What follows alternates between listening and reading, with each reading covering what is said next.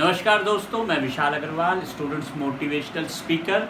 आज एक नया वीडियो लेके आया हूं और इस वीडियो में मैं 9, 10, 11, 12 वाले बच्चों को मोटिवेट करने के लिए कैसे प्रिपरेशन करें, कैसे अपने गोल स्टेटमेंट के पीछे जाएं, इसके बारे में कुछ जानकारियां दूंगा। सबसे पहले आप एक बात बहुत अच्छे से समझ लें कि जो 9th क्लास के स्टूडेंट्स हैं और जो 11th क्लास के स्टूडेंट हैं, ये 2 साल ऐसे हैं जिसमें आप अपने कैरियर को थोड़ा सा पुशअप स्टार्टअप दे सकते हो। और 10th और 12th में थोड़ा बोर्ड का प्रेशर आ जाता है, ऑटोमेटिकली आ जाता है, आप चाहें या ना चाहें। कभी पेरेंट्स बताएंगे, कभी टीचर्स बोलेंगे और थोड़ा बहुत तो लेना भी पड़ेगा प्रेशर। अब हमें कैरियर भी देखना है और बोर्ड्स को भी देखना है, एक बैलेंस बनाना पड़ेगा। तो आज के वीडियो में हम स्टार्ट करते हैं क्लास 9 से कि आप कैसे स्टार्ट 9th क्लास से। देखिए, जब कोई भी चीज़ हासिल करनी होती है तो अगर अकेला व्यक्ति उसके लिए काम करेगा, एफर्ट करेगा, तो हो सकता है उसको मुश्किलें ज़्यादा आएं। और जब मुश्किल ज़्यादा आएगी तो सक्सेस रेट कम हो सकता है। अब सक्सेस रेट को बढ़ाना है तो सभी का कॉपरेशन चाहिए। अब सभी में कौन कौन आएगा? हम चाहते हैं बच्चा सक्सेसफुल हो जाए, सभी का सपना यही है। तो सबसे पहला रोल पेरेंट्स का आता है। अब अगर पेरेंट्स सपोर्ट करते हैं बच्चे को, उसको समझ लेते हैं, तो उसकी सफलता दुगनी नहीं, माफ कीजिएगा, दुगनी नहीं कई गुना बढ़ सकती है और इससे बहुत अच्छे रिजल्ट्स आ सकते हैं। उसके साथ साथ अगर और रिश्तेदारी में भी कोई हाईली एजुकेटेड या अच्छे से इसी लेवल का कोई व्यक्ति उसको सपोर्ट कर दे, सोने पे सुहागा। इसके अलावा उसके स्कूल का कोई भी टीचर या कोई भी ट्यूटर अगर उसको सपोर्ट करता है तो वो उसको और हेल्प आउट करेगा, सक्सेस के रेट कई गुना बढ़ जाएंगे।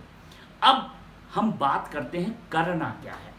देखिए, सबसे पहले बच्चा जब 9th क्लास में आ जाता है तो यहाँ पर उसकी तपस्या एक तरीके से शुरू हो गई। उसको अपने जीवन की बुनियाद बनानी है। तो सबसे पहले उसे एक टारगेट बनाना होगा कि मुझे करना क्या है, क्योंकि आजकल कंपटीशन बहुत ज़्यादा हो रहा है। अब जब कंपटीशन हो रहा है तो उस कंपटीशन को फेस करने के लिए तैयारी भी मजबूत होनी चाहिए। अब आचार्य चाणक्य के बारे में भी आपने सुना होगा, मैं बहुत फॉलो करता हूँ उनको।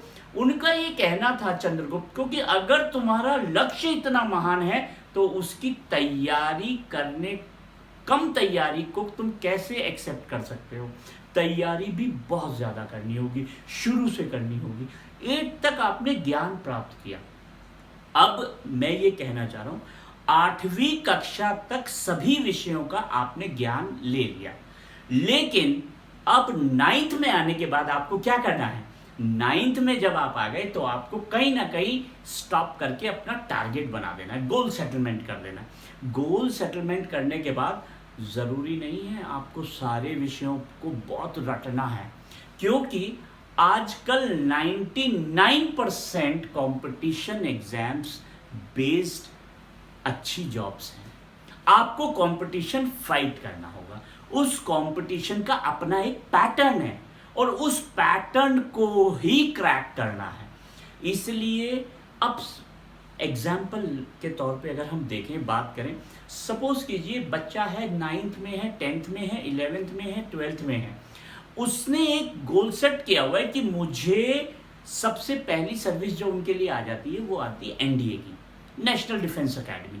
हमारे डिफेंस फोर्सेस को ज्वाइन करना है, जिसमें आर्मी, एयरफोर्स, नेवी वो ज्वाइन कर सकता है। तो उसके लिए सबसे पहला और बेस्ट ऑप्शन है वो गैजेटेड ऑफिसर बन जाता है, सीधे लेफ्टिनेंट बनता है, या नेवी में ज्वाइन करता है या एयरफोर्स में ज्वाइन करता है। तो उसके लिए उसको 12th में जाना, 12th उसकी एलिजिबिलिटी क्राइटेरिया है। अब उस एग्जाम को क्रैक करने के लिए आपको किसी एक विषय में या बहुत हाई परसेंटेज की जरूरत नहीं है। आपको जो उनका एक कंपटीशन का एग्जाम है उसको क्रैक करने के लिए जो ट्रिक्स आती है वो ट्रिक्स करनी है। तो आपको क्या करना है, एक अच्छा इंस्टीट्यूशन ज्वाइन कर लीजिए जिसके रिजल्ट्स बहुत अच्छे आ रहे हों, जो वाकई में एक अच्छी कोचिंग दे रहे हो, और साइड बाय साइड अपने स्कूल की जो भी कोर्स करिकुलम है उसे पढ़ते रहिए, उसका प्रेशर मत लीजिए। प्रेशर आप किसी भी चीज का नहीं लेना, लेकिन सीरियसनेस उस कंपटीशन एग्जाम की लीजिए। एक बात आप ध्यान रखिएगा, हिंदुस्तान की, हमारे इंडिया की सबसे बड़ी सर्विस जिसे हम सिविल सर्विसेज कहते हैं, उसके लिए भी एलिजिबिलिटी क्राइटेरिया या योग्यता अगर हम कहें तो जो सरकार मांगती है वो सिर्फ एक किसी भी मान्यता प्राप्त विश्वविद्यालय से, यूनिवर्सिटी से ग्रेजुएट होना चाहिए। तो क्या जरूरत है कि हम 90% को क्रैक करने के लिए काम करें, और 90% तो आ गया लेकिन एग्जाम नहीं निकाल पा रहे? क्यों? 90% तो किताब पढ़ी, रटी और लिख के आ गए और नंबर आ गया, मगर एग्जाम में जो ट्रिक्स अपना के टाइम के साथ, टाइम फैक्टर के साथ आप सॉल्व करेंगे वो क्वेश्चन पेपर, वो नहीं होगा। और अगर वो नहीं होगा तो माफ कीजिएगा, आप क्लियर नहीं कर पाएंगे एग्जाम, चाहे आपके 90% हो, और एक 60% वाला एवरेज स्टूडेंट उसको क्रैक कर लेगा। तो यहां एक बड़ा डिफरेंस है, आप तैयारी कैसे करें। आपको 9, 10, 11, 12 में क्या करना है, आपको सिर्फ अपने गोल स्टेटमेंट के साथ ही तैयारी करनी है। अब एग्जाम्पल के तौर पे ये तो हो गया डिफेंस का, किसी को मेडिकल लाइन में जाना है या इंजीनियरिंग में जाना है, तो उसको उस कोई जो मेडिकल का या इंजीनियरिंग का जो एंट्रेंस एग्जाम है, चाहे वो नीट का हो, IIT का हो, किसी भी इंजीनियरिंग कॉलेज के लिए अगर आपको क्लियर करना है तो आपको उसका इंस्टीट्यूशन ज्वाइन करना है। अगर आप उसको पढ़ लेंगे, बहुत अच्छे से पढ़ लेंगे, समझ लेंगे, आपका इंटरेस्ट है, तो ऑटोमेटिकली आप अपने कोर्स करिकुलम में, आपके 11th में, आपके 12th में आप बहुत अच्छा स्कोर करेंगे। लेकिन अब आप समझें कि हम पहले बोर्ड के रिजल्ट को अच्छा कर लें। आप मुझे बताइए, मैंने कितने एग्जाम्पल्स अपनी लाइफ में ऐसे देखे हैं जिन बच्चों के 80%, 85%, 90% मार्क्स आए।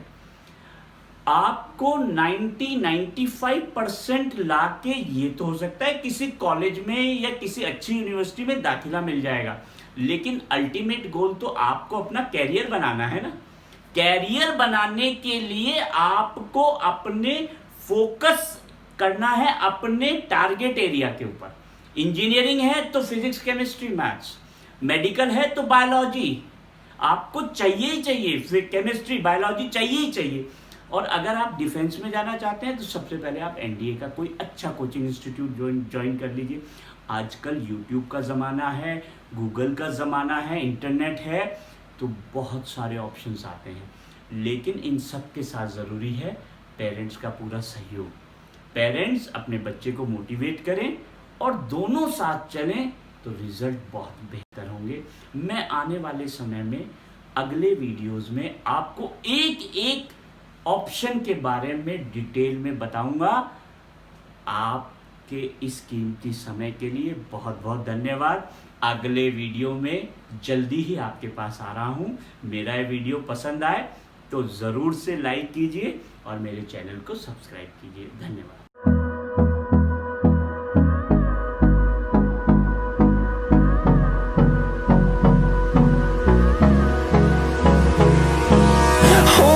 Close till I get up. Time is barely on our side. I don't wanna waste what's left. The storms we chase are leading